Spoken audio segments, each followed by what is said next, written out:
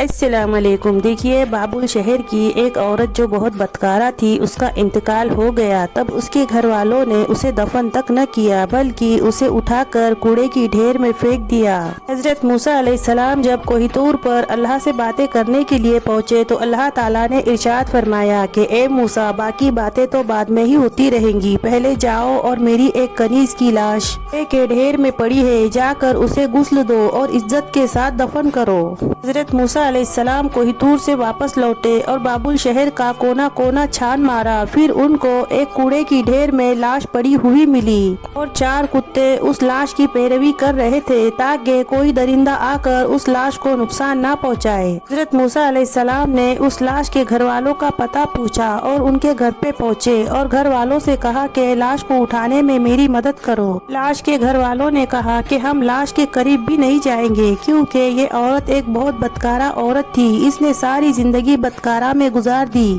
پورے شہر میں اس لاش کو اٹھانے سے انکار کر دیا۔ پھر حضرت موسیٰ علیہ السلام اپنے بھائی ہارون علیہ السلام کے پاس پہنچے اور ان سے کہا کہ اس لاش کو اٹھانے میں میری مدد کرو۔ دونوں نبیوں نے مل کر لاش اٹھائی اور لاش کو جب غسل دینے کا وقت آیا، شہر کی کوئی بھی عورت اس لاش کو غسل دینے کے لیے تیار نہ ہو رہی تھی۔ دیکھتے ہوئے حضرت موسیٰ علیہ السلام نے اپنی جوزہ اور اپنی بہن کو لاش کو غسل دینے کا حکم دیا۔ دونوں نے مل کر لاش کو غسل دیا اور پھر موسیٰ علیہ السلام نے اپنے بھائی ہارون علیہ السلام کو لے کر اس لاش کو عزت کے ساتھ دفن کیا۔ حضرت موسیٰ علیہ السلام اس لاش کو دفن کرنے کے بعد جب واپس لوٹے تو پورے شہر کے لوگ حضرت موسیٰ علیہ السلام کے پاس آ گئے۔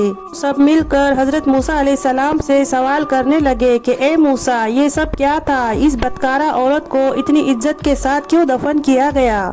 پھر وہ کلمہ جو آپ موسیٰ علیہ السلام نے ہم لوگوں کو پڑھایا ہے، ہم اس کلمے کو آپ کو واپس لوٹانے کے لیے آئے ہیں۔ حضرت موسیٰ علیہ السلام نے ارشاد فرمایا کہ جو حکم مجھے اللہ تعالیٰ نے دیا تھا بس میں نے اسی حکم کی تعمیر کی، لیکن اگلی بار جب میں کوہ طور سے واپس لوٹوں گا تب آپ کو اس سوال کا بھی جواب مل جائے گا۔ سن کر شہر کے سارے لوگ اپنے اپنے گھروں پر واپس لوٹ گئے۔ پھر حضرت موسیٰ علیہ السلام جب واپس کوہ طور پہاڑ پر اللہ سے باتیں کرنے کے لیے پہنچے اور اللہ تعالیٰ سے عرض کیا کہ اے اللہ تعالیٰ، یہ لوگ مجھ سے طرح طرح کے سوالات پوچھ رہے ہیں کہ اس بدکارہ عورت کو اتنی عزت کے ساتھ کیوں دفنایا گیا؟ اللہ تعالیٰ نے ارشاد فرمایا کہ اے موسیٰ، یہ عورت واقعی میں بدکارہ تھی، اس نے ساری زندگی بدکاری میں گزار دی۔ اور ایک دفعہ ایک ایسی جگہ سے یہ عورت گزر رہی تھی جہاں پر ایک کتا پیاس کی شدت سے مر رہا تھا۔ بھی اس عورت نے اپنے کپڑوں کو کنویں کے پانی سے گیلا کیا اور اس کتے کے منہ میں نچوڑ دیا۔ ایسے کتے کے منہ میں پانی گرتے ہی اس کتے کی جان میں جان آ گئی اور اس کو چین آ گئی۔